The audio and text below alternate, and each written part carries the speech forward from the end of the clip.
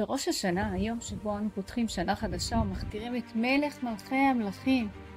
אנו פוגשים את אברהם אבינו ברגע השיא של חייו, ניסיון העקדה. זה הרגע שבו אברהם אבינו עומד בניסיון עצום, מראה לנו מהי אמונה וביטחון בהשם. אבל סיפור העקדה הוא לא הסיפור היחיד, אלא חלק משרשרת שלמה של התמודדויות ומעשים שמתוכם אנחנו, בניו ובנותיו, לומדים עד היום. אז מה אנחנו לומדים מאברהם אבינו? בואו נתחיל.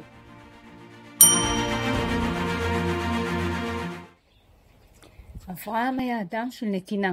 הוא רץ לארח אורחים אפילו כשהיה חלש אחרי ברית המילה. נלחם להציל את לוט אחיינו, התפלל על חולים ואפילו ביקש רחמים על אנשי סדום. אנשי סדום! ממנו אנחנו לומדים לאהוב אנשים גם כשזה לא קל, ולראות בכל אחד את הניצוץ הטוב שנמצא בתוכו. הציווי לך לך מסמל את היציאה לדרך עצמאית ואת היכולת ללכת נגד הזרם. אברהם הלך נגד כל העולם. כשכולם האמינו באלילים, הוא האמין באמת אחת. אברהם העברי נעמד לבדו כשכל העולם נמצא מעבר השני. מכאן אנחנו למדים להיות נאמנים לאמת שלנו, גם אם אנחנו בדעת מיעוט. אברהם הוא הראשון שמגיע לארץ ישראל בציווי אלוקי, ומראה לנו שזו לא סתם עוד נקודה על המפה, אלא בית העם היהודי, המקום בו נשמת העם מתחברת לנשמת הארץ. כי דעתיו למען אשר יצווה את בניו ואת ביתו אחריו. זה מה שהקדוש ברוך הוא אומר על אברהם. המשימה העיקרית של אברהם היא לא רק להקים עם, אלא לחנך דור, משפחה שממשיכה את הדרך.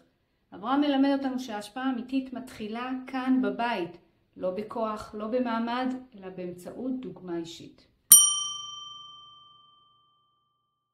אברהם לא שמר את האמונה לעצמו. יחד עם שרה הוא פתח את אוהלו לכל עובר אורח והפיץ את האמונה בחיוך ובאהבה.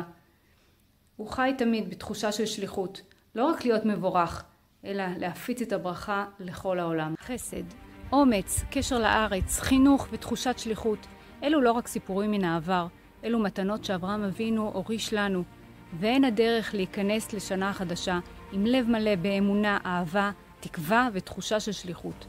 אז מה השליחות שלכם השנה? שתהיה לכם שנה טובה ומתוקה.